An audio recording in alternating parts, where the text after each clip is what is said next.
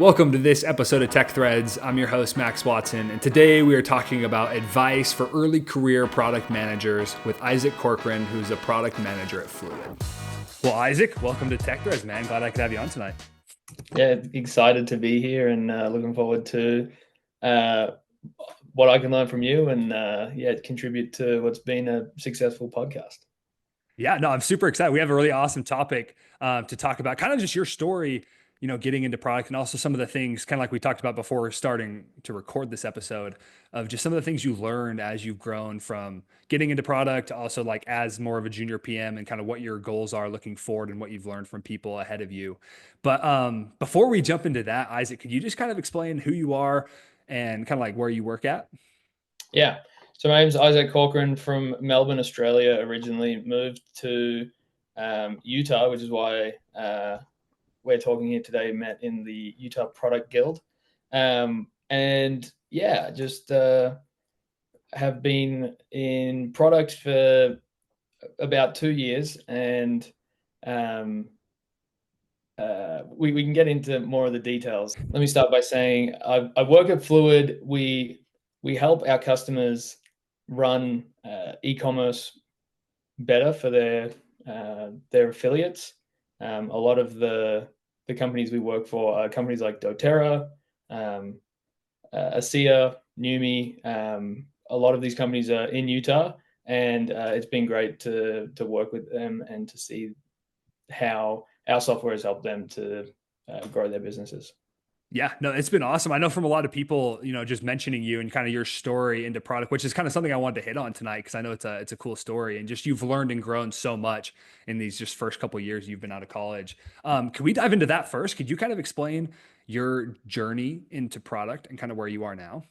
Yeah, I'd love to share more about that. I think as you're saying that, one thing in my mind that I'm thinking of and working on right now is this transition from potential into execution and value, I guess. So going from someone who has potential into someone who provides a lot of value. And I think that is the intersection that I'm at right now, going from training and education and more like getting started. Now that I'm started, how do I tap into what's potential and create that value? And I'd love to start. At the beginning, I moved to Utah, to America, and had no idea of product management before. I feel like my applicable skills before my education was I did building and construction when I was in Australia, helped build some houses, and I can draw some parallels as the discussion goes on. But software wasn't something that I really knew much about outside of just being an end user for software. And going through an information systems degree, I was exposed to a lot of different ways that software is used inside of business. I think it's an interesting way to be educated in information systems because, at least from my experience, we go an inch deep and a mile wide into things like security, database administration, web development, into data analytics, data science. There's all these like professions that I learned a little bit about and had some proficiency in a skill or two, but I never feel like I got the depth. And so as I was going through school, I thought the one that sounded the most compelling was this web development thing that I'd heard of a ton of people getting paid what seemed to me like a ton of money at the time. And so I thought, hey, I better go after this thing. There's also this interesting phenomenon that happened in our cohort, which was some of the like smartest students and the best students, I'll say, gravitated towards web development. So it almost felt like if you wanted to be the best student, you had to like it, and you like that was the way to success. And so maybe I got sucked into it a little bit, but truly I did like this concept of web development. I just I loved learning about it. And so that's where I got my start into product, is the people that developers work with and software engineers work with, uh, uh, other software engineers, but then also the product trio of a designer, a product manager, and a lead engineer. And I think that idea of like building something like a house um, translated really well into building something, a website or a web app. And then this introduced me to the world of product management through um, this trio. And it was actually on campus. There was a club that had a meeting about like what is product management. A friend of mine invited me to this club that he was like a vice president at or something, and all I could see was free food. And so I show up to this club event, and I thought I'm just here for the free food. But it was none other than Rudyard Hopkins, um, who's been a great mentor to a lot of different people, and I think most people might know him through his work with Product Hive. And and yeah, he taught this classroom full of people who probably like me were looking for free food, but he laid out this training, this learning on the opportunity solution tree from Teresa Torres' continuous discovery habits, and he applied that to the idea of looking for a job. And I think that it was so meta that I was like, man, I really want to find a job that I will excel in. I'm in school, so I'm looking for internships always, and this notion of like a product being like this everlasting, well, maybe not everlasting, but this like continuous thing that we always have to improve and maybe one day shut down. But like we have to be thoughtful about the entirety of something, the product, and how the different disciplines come together to produce this thing. And you could really use a lot of these things and the principles in a job search. And so if your end product is, I want a successful career and I want to, provide for myself and I want to be interested in the work that I'm doing, you can apply these continuous discovery habits of that are commonly used in product management to something like a career. And so I started seeing this like meta way of like, oh my goodness, maybe this is applicable to like things outside of just building software. And so I tried to apply discovery habits to my internship search and career, and tried to de-risk and tried to look for things that I valued and tried to look for skills that were marketable.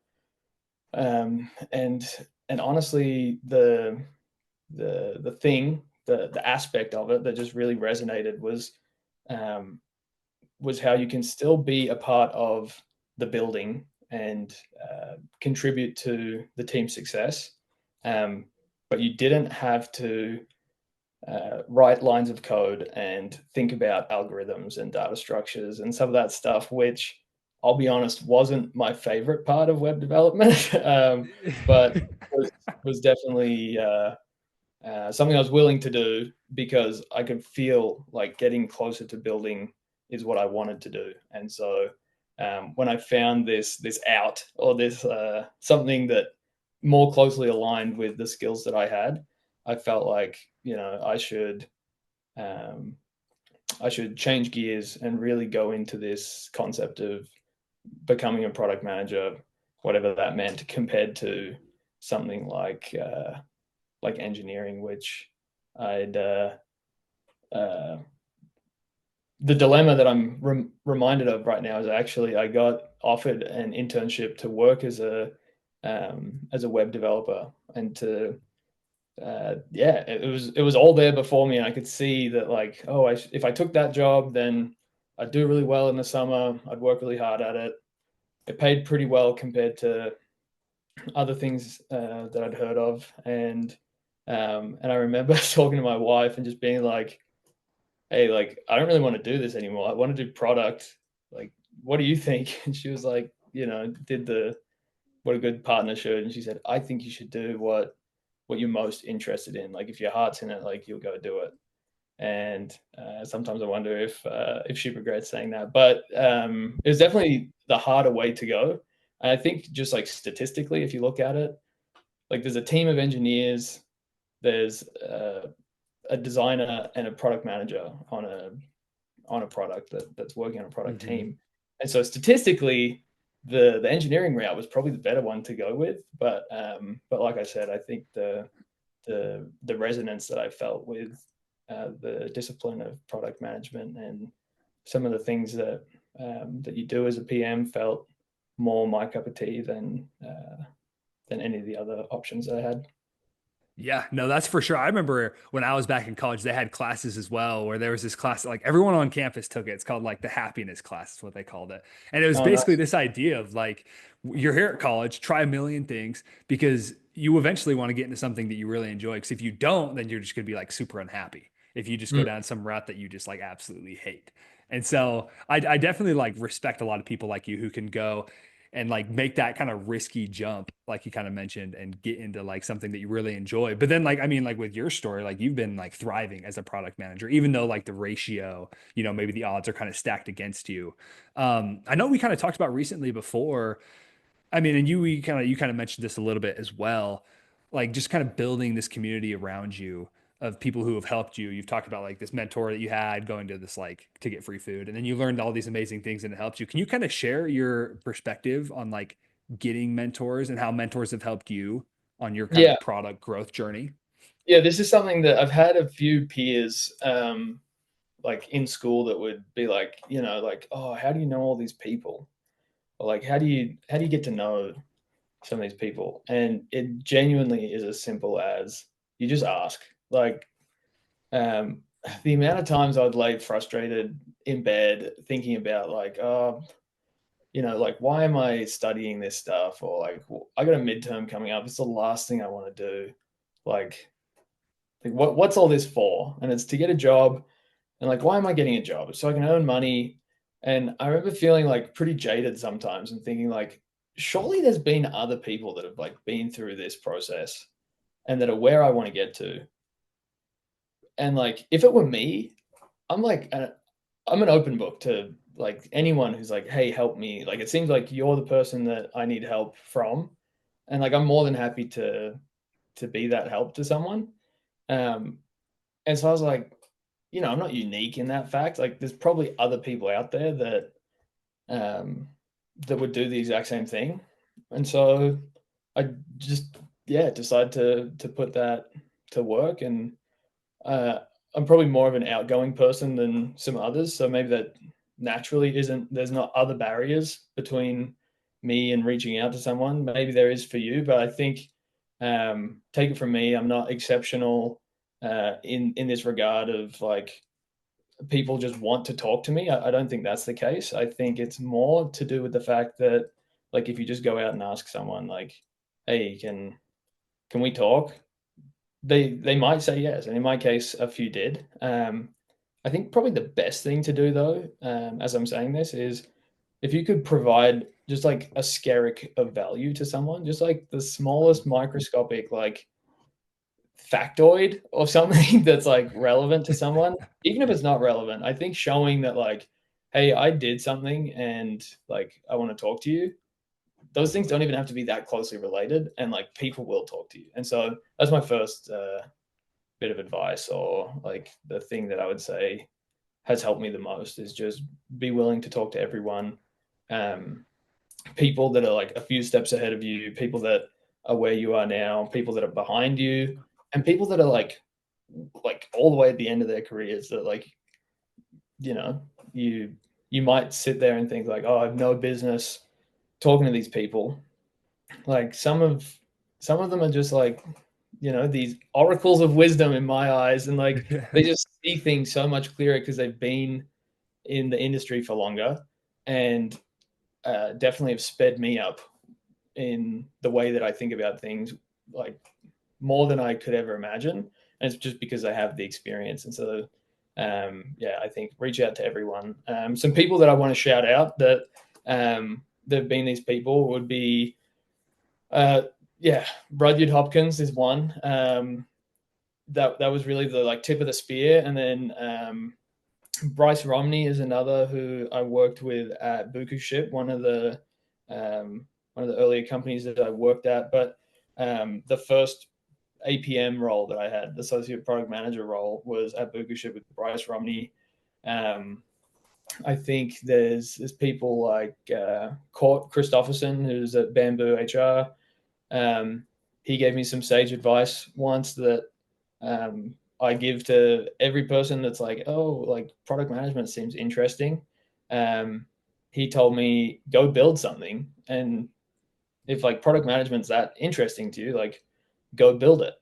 And so I think that that is now, if you're interested in SaaS, like you should know this, that building stuff is now as easy as ever. You just use a large language model to create some AI slop code, and you prompt it with natural language. You don't even need to know how to write, you know, JavaScript or HTML and CSS these days. It definitely helps, but you know, you don't have to. It's not a requirement anymore. And so if you're in that stage of like, you know, I feel like I'm on the outside looking in, I just want to get into product management, like that's what Court told me many years back, and I'm glad I took his advice, and I think that that's the advice I'd keep, you know, giving to other people. That if you build something, it forces you to think about this idea of like value, like what does someone value, and it might be yourself. Maybe you build something for yourself first, and maybe it's something for your parents, or you know. But I think that idea of like what does someone value, and being able to work through assumptions and find ways to de-risk along the way. Those kinds of things are things I've learned from that experience. But then another guy, if you're in the Utah Product Guild, that I think mentors every single person is Jesse Harding. That guy is the goat. He was at Weave when I was interning there on the corporate strategy team, and the head of the strategy team, Jordan Burke, told me like, hey, if you're interested in product management, we had a one-on-one, and he was saying, if you're interested in product management, like you couldn't do anything better than just like Slack Jesse Harding and talk to him. And I was like, okay, like sounds good. So I'm like, hey, dude, I'm on this other team. Let's chat. So Jesse's huge, amazing mentor, and yeah, if you join the Utah Product Guild, you'll see Jesse is in there just mentoring the crap out of everyone. He's the best. Yeah, he's always on there. We actually have him coming on for a podcast in like a Oh, that's week or gonna be the two. best. And Yeah, so that's I've seen him in the active in the chats. I know he's super like willing to give, which I mean is awesome, especially as a senior PM who has lots of experience. Like, and like you said, I can totally echo that. Like these people, these mentors can help you jump so fast in your career.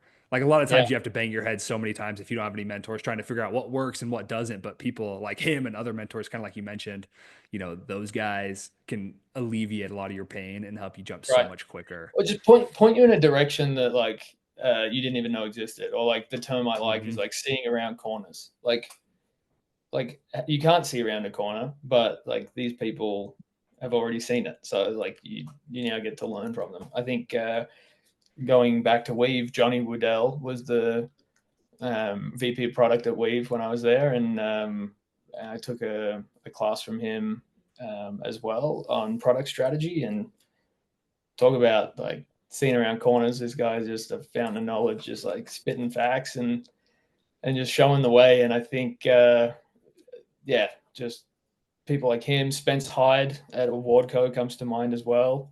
Those are like the local ones that I feel like have made like a big impact on me. And then outside of that, there's like the very well known like Marty Kagan, Jeff Patton, Lenny uh, Hmm. Rachitsky. If I butcher that, I don't think you'll ever find out. I hope he tunes into this one day. But That would be crazy. I listen to his Lenny's podcast all podcast the is time. great. Teresa Torres. Yeah, there's just so many great. call them influencers and thought leaders out there on the craft of product. But yeah, it feels like refreshing. Like now I say all that, I look back and it's like at one point in time, I remember thinking like, where do I even begin? Mhm. Like where do I start? But it feels like in this day and age, it's like so well understood. Maybe we have like the ZERP era to thank for that. Like during that time of like no interest rates, like money's free. Let's just hire a ton of product managers, and people had these good exits, or like people were in these like really successful companies during that period.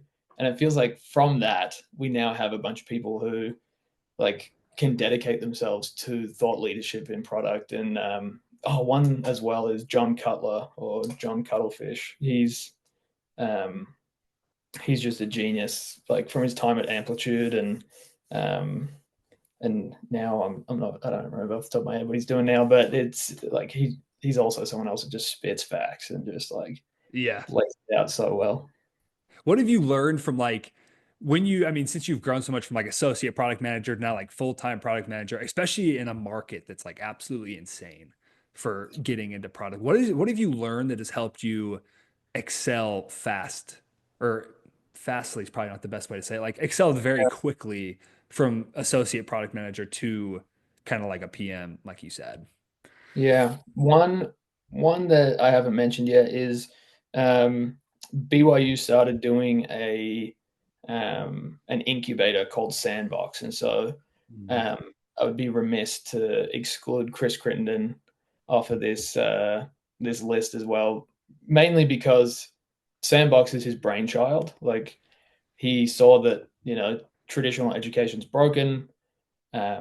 He built and sold a SaaS company and brought that like disruptive mentality into education. And I think maybe initially out of a labor of love, and um, yeah, I think it still is like his passion is to disrupt education, and the impact that had on me of this incubator to help students like go through the entrepreneurial process is in the software realm, is like one of the things that definitely helped me kind of create this like step change, or this like S curve in my experience, to go from like writing tickets and updating the Kanban board, and some of the more like menial aspects of product management, that's like the the very dry like rote things, not really knowing why I was doing these things, but like Mhm.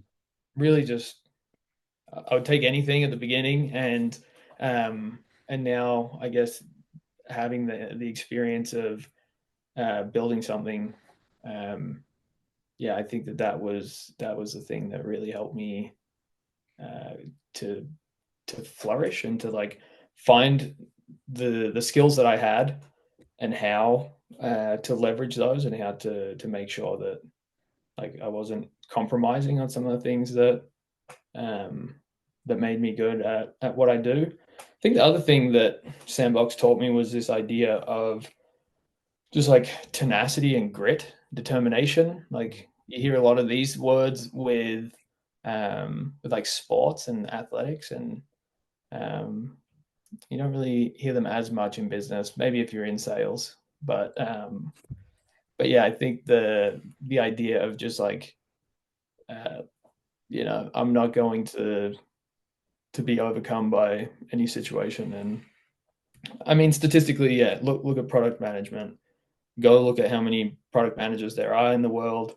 Go look at how many jobs are open as a product manager, and then compare that to other disciplines. Like it's definitely not as big a field.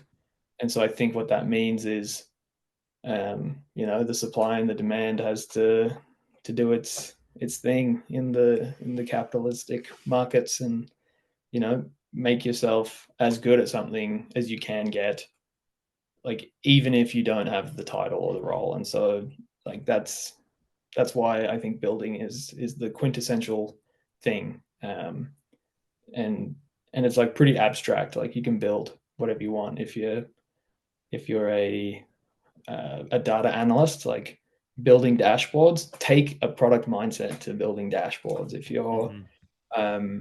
If you're waiting tables at a restaurant, like take a builder's product manager's mindset to whatever it is that you're doing, and perhaps there's some software that you can use Bolt.new, or you could use Replit or V0, and just like create something that helps servers at restaurants to like do their job, or your restaurant specifically be better. And those are the things I think I learned through that sandbox experience. Yeah, for sure. I think a lot of people have echoed the same kind of thing as well, just like getting dirty with it and just building stuff. Cause I remember like in my experience, like that's when I've learned the most. Like I remember I built an app last summer and I was doing some user interviews and I was like, oh, let's just like take some like product management approaches to this. And I remember it was so much harder than I thought. I was like, oh, it's just like talking to people. Like I'll just go call Mhm. someone up and be like, hey, what do you think? But there's a whole like science and like an art to actually getting meaningful data from people. And I didn't learn that until like after trying it and trying to like build it. So I can totally see how, especially for like junior PMs and kind of like echoing back to also what you said, just about being like tenacious and just having that grit and just being willing just to push and push and push. I feel like getting your hands dirty and then adding that with some grit and just absolute like tenacity to go get things done. I feel like that can skyrocket a lot of people's careers, especially in product where, you might be doing like the medial tasks of like updating the Jira board or like the Kanban board or like anything like that. And that can really set you apart from like a junior PM to like getting more responsibility and more roles and being able to get in more of those conversations that kind of help, drive actual product strategy. But as we're kind of wrapping up, because I know we're coming up on time, do you have any last advice for people out there who either are trying to get into product or are already in product on how, maybe managers can help them more or how you have like seen or have done things to help you in your career? Yeah, I just full transparency. Like I used to look at some of the stuff that I do, and definitely a lot of the stuff that I have done. I used to look down on it and think like, I don't want to do that. Um, like it just seemed like the type of product manager that I thought I could be and wanted to be was like not doing, you know, some things. And it's different for each person, but there's things that I do now that at one point in time I was like, I don't want to do any of that. But like you have to. So if maybe start there. If there's like an aspect um, of something that you don't want to do, like challenge yourself and do the menial stuff first, or what's the term? Like eat the frog. Like Mhm. do the disgusting part, or like the part that you're like trying to put off now, um, and then like enjoy the process of like coming to be good at that kind of stuff as well. Like don't be too daunted. So if it is, you know, meeting new people in product, if it is joining the UPG Slack group and just like DMing a bunch of people, if it is Mhm. uh yeah, like talking to your boss that like, hey, I want to change careers. Like that's not it's not a sin. It's not a bad thing. Like you're not gonna Mhm. get fired for having interests, and like I think, or if you are, then maybe you shouldn't be there. That's a different topic. But like, if there's something that you're putting off, like do that part first, and just like lean into it. And if you're not willing to do that, then maybe now's not the right time, or maybe you're not that interested in it. So that's my challenge: is like figure out what that thing is first, and then get good at it. But um, yeah, I don't know if there's anything else I want to add. Maybe I'll just like recap what we've already spoken about, which is Mhm. talk to whoever you want to talk to, um, and talk to a lot of people. Like you shouldn't be like closed off this early in your career if you're like uh, trying to get into product. And then um, like, look, I've got 2 years of experience. I got like what, a 40-year career ahead of me. Like I'm by no means someone that's like figured it all out and I know exactly what I'm doing.